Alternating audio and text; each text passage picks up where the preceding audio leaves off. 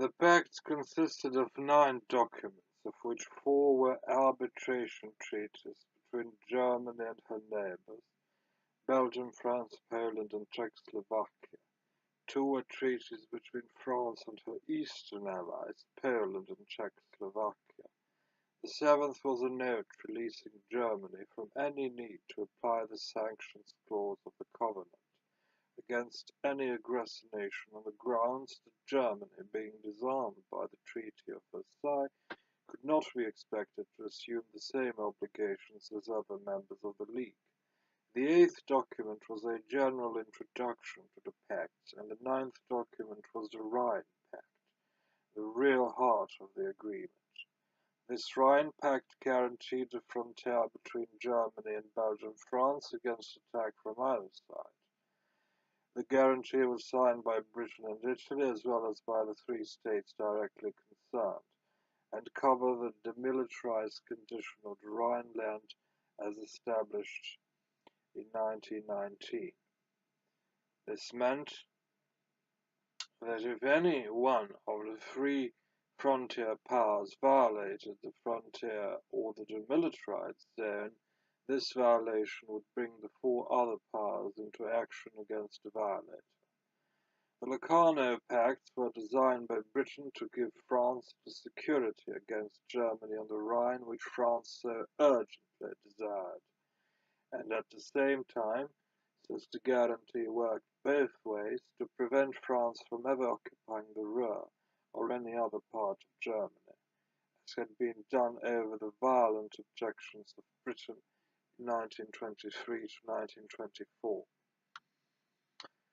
Moreover, by refusing to guarantee Germany's eastern frontier with Poland and Czechoslovakia, Britain established in law the distinction between peace in the east and peace in the west, on which she had been insisting since 1919, and greatly weakened the French alliances with Poland and Czechoslovakia by making it almost impossible for France to honour her alliances with these 2 countries or to put pressure on Germany in the west if Germany began to put pressure on these French allies in the east, unless Britain consented.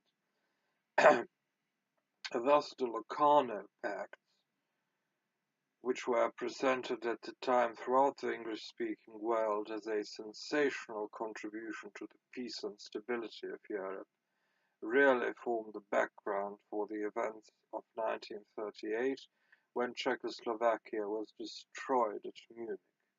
The only reason why France accepted the Locarno Pact was as they guaranteed explicitly the demilitarized condition of the Rhineland. So long as this condition continued, France held a complete veto over any movement of Germany, either east or west, because Germany's chief industrial districts in the Ruhr were unprotected.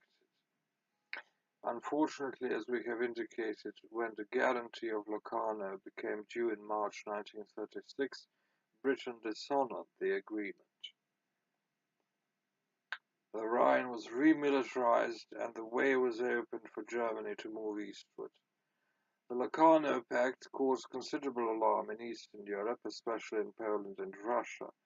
Poland protested violently, issued a long legal justification of her own frontiers, sent her foreign minister to take up residence in Paris, and signed 3 agreements with Czechoslovakia, ending the dispute over Teschen, as well as a commercial treaty and an arbitration convention.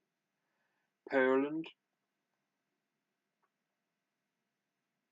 was alarmed by the refusal to guarantee her frontiers, the weakening of her alliance with France, and the special status given to Germany within the League of Nations and on the Council of the League, where Germany could prevent sanctions against Russia if Russia ever attacked Poland. To assuage this alarm, a deal was made with Poland by which this country also received a seat on the Council of the League for the next 12 years, 1926 to 1938. The Locarno Pact and the admission of Germany into the League also alarmed the Soviet Union. This country, from 1917, had had a feeling of insecurity and isolation, which at times assumed the dimensions of mania. For this there was some justification. Subject to the attacks of propaganda, diplomatic, economic, and even military action, the Soviet Union had struggled for survival for years. By the end of 1921, most of the invading armies had withdrawn, except the Japanese, but Russia continued in isolation and in fear of a worldwide anti-Bolshevik alliance. Germany at the time was in similar isolation. The two outcast powers drifted together and sealed their friendship by a treaty signed at Rapallo in April 1922. This agreement caused great alarm in Western Europe, since a union of German technology and organizing ability with Soviet manpower and raw materials would make it impossible to enforce the Treaty of Versailles, and might expose much of Europe, or even the world, to the triumph of Bolshevism. Such a union of Germany and Soviet Russia remained the chief nightmare of much of Western Europe from 1919 to 1939. On this last date it was brought into existence by the actions of these same Western powers. In order to assuage Russia's alarm at Locarno, Stresemann signed a commercial treaty with Russia, promised to obtain a special position for Germany within the League so that it could block any passage of troops as sanctions of the League against Russia, and signed a non-aggression pact with the Soviet Union, April 1926. The Soviet Union, in its turn, as a result of Locarno, signed a treaty of friendship and neutrality with Turkey, in which the latter country was practically barred from entering the League. The Locarno spirit, as it came to be called, gave rise to a feeling of optimism, at least in the Western countries. In this favorable atmosphere, on the 10th anniversary of America's entry into the World War, Briand, the foreign minister of France, suggested that the United States and France renounce the use of war between the two countries.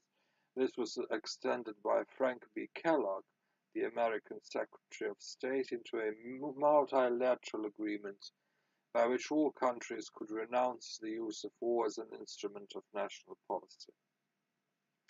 France agreed to this extension only after a reservation that the rights of self-defense and of prior obligations were not weakened. The British government reserved certain areas, notably in the Middle East, where it wished to be able to wage wars which could not be termed self-defense in a strict sense. The United States also made a reservation preserving its right to make war under the Monroe Doctrine.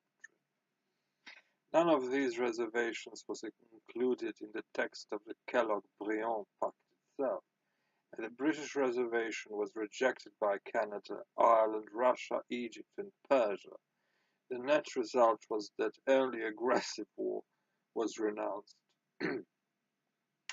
The Kellogg-Briand Pact, 1928, was a weak and rather hypocritical document, and advanced further toward the destruction of international law as it had existed in 1900. We have seen that the First World War did much to destroy the legal distinctions between belligerents and neutrals, and between combatants and non-combatants.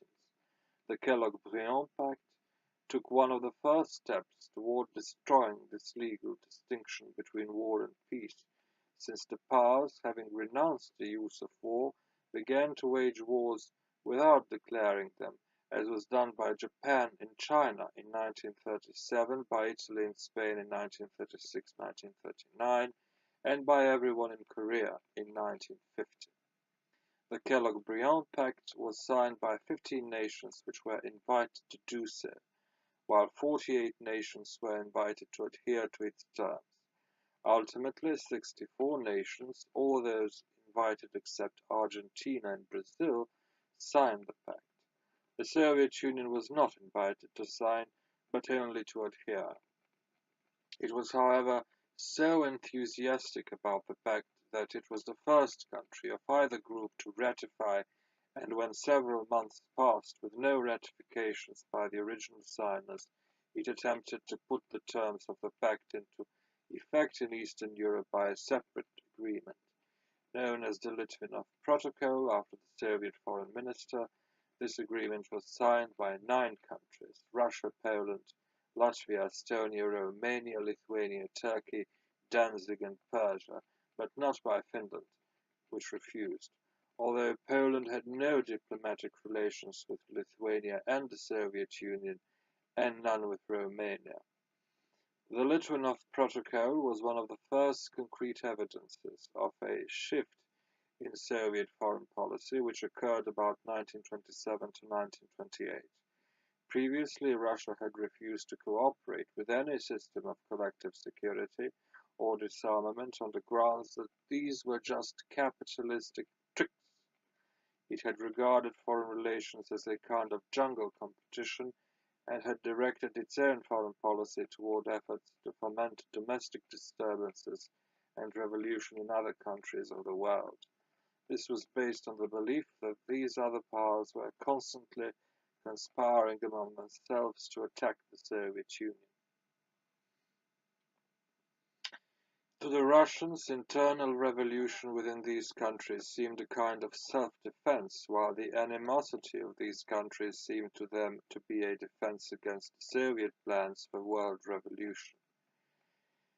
In 1927 there came a shift in Soviet policy. World revolution was replaced by a policy of communism in a single country, and a growing support for collective security. This new policy continued for more than a decade and was based on the belief that communism in a single country could best be secured within the system of collective security. Emphasis on this last point increased after Hitler came to power in Germany in 1933 and reached its peak in the so-called Popular Front movement of 1935 to 1937. The Kellogg Pact gave rise to a proliferation of efforts to establish peaceful methods for settling international disputes. A General Act for the Pacific Settlement of International Disputes was accepted by 23 states and came into force in August 1929. About 100 bilateral agreements for the same purpose were signed in the 5 years 1924 to 1929, compared to a dozen or so in the 5 years 1919 to 1924. A codification of international law was begun in 1927 and continued for several years, but no portions of it ever came into force because of insufficient ratifications. The outlawry of war and the establishment of peaceful procedures for settling disputes were relatively meaningless unless some sanctions could be established to compel the use of peaceful methods. Efforts in this direction were nullified by the reluctance of Britain to commit itself to the use of force against some unspecified country at some indefinite date, or to allow the establishment of an international police force for this purpose.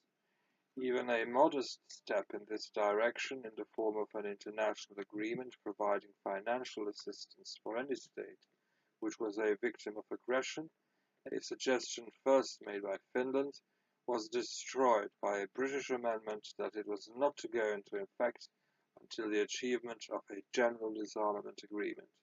This reluctance to use sanctions against aggression came to the forefront in the fall of 1931 at the time of the Japanese attack on Manchuria. As a result, the peace structure based on Versailles, which had been extended by so many well-intended, if usually misdirected, efforts for 12 years, began a process of disintegration which destroyed it completely in 8 years, 1931 to 1939.